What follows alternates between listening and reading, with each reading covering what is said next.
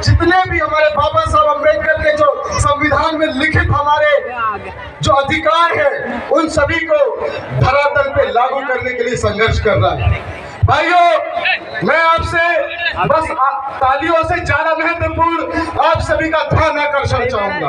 ध्यान इस बात का आकर्षण चाहूंगा कि हमारे जो महापुरुष जिन्होंने ये जमीन हमारे लिए जो तैयार करके रखी है, आपको पता है, क्योंकि उन्होंने पता था कि हम एक ऐसी इबारत लिखेंगे कि हम आदिवासियों की कौम है जिन्होंने अंग्रेजों की गुलामी नहीं की, तो आज की शासन सत्ता की गुलामी हम लोग नहीं करने वाले। मेरे भाई, आपको पता है कि जब बिरसा मुंडा ने अपनी प्रारंभिक शिक्षा आरंभ करने के बाद जब वो गांव गए तो उन्होंने एक ही बात कही कि जब हम देखते हैं कि हमारी जमीनें जमींदारों ने लूट ली है और हमारे हाथ में किताब दे दी है, ऐसी उलझुल किताबों को फाड़ कर फेंक कर और उसके बाद अपनी जमीन के अधिकार की लड़ाई लड़ने के लिए बिरसा कहीं से खड़ा हुआ। वो बिरसा डेविड से बिरसा मुंडा बना और आज वो बिरसा मुंडा के सारे वंशज यहाँ पर उसके आंदोलन को आगे लेकर चल रहे हैं। मेरे भाई, और उसी बिरसा मुंडा की उस नसीहत को बाबा साहब अम्बेडकर ने आत्मसात किया और 25 दिसंबर के दिन बाबा साहब ने एक और उलझुल किताब का दहन कर दिया। मेरे भाई, ये वो बिरसा मुंडा की देन है और किसी और की देन नहीं। मेरे मैं क्योंकि समय कम है और बातें बहुत सारी हैं, मैं आप लोगों को एक बात और कहना चाहूंगा कि आज हमारे को एक बात यहाँ से और लेकर जाना है। मैं यहाँ पे तो अदना सा दादा पेंडाम जी की क्लास का एक छोटा सा बच्चा हूँ और जीएसयू को गठित करके दूर दूर तक पहुंचाता रहा और किसी और की बदौलत नहीं। दादा सतीश पेंडाम जी ने हमको जो दिशा निर्देश दिए, समाज को कैसे संगठित करना है, इस समाज को कैसे जागरूक करना है, उस समय से हमने काम किया। हमने उस समय से काम किया मेरे भाई, जिस प्रकार से बाबा साहब अम्बेडकर को लोग पढ़ने नहीं दिया करते थे, हम जय सेवा बोला करते थे तो लोग हमको जय सेवा बोलने नहीं दिया करते थे। हम उस समय से काम करते आ रहे हैं मेरे भाई।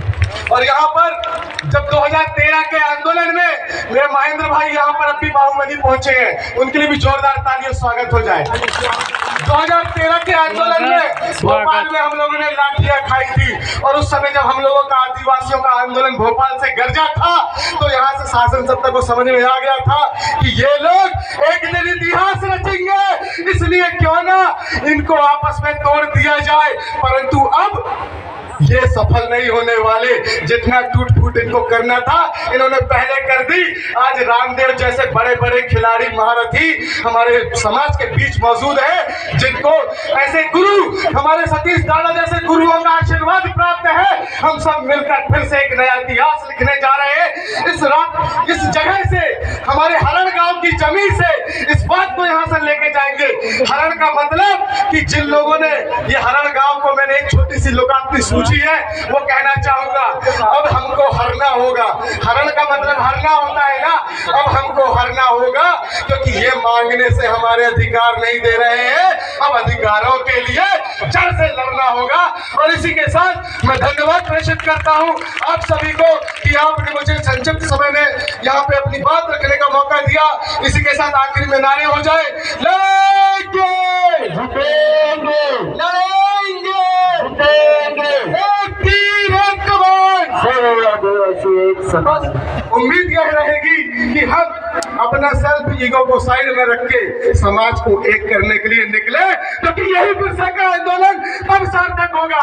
अरे बातें बहुत होती है, जज्बातें बहुत होती है, परंतु सफल वही होता है जिसकी बातें दुश्मन के घर में भी शिद्दत के साथ होती है, इज्जत के साथ होती है।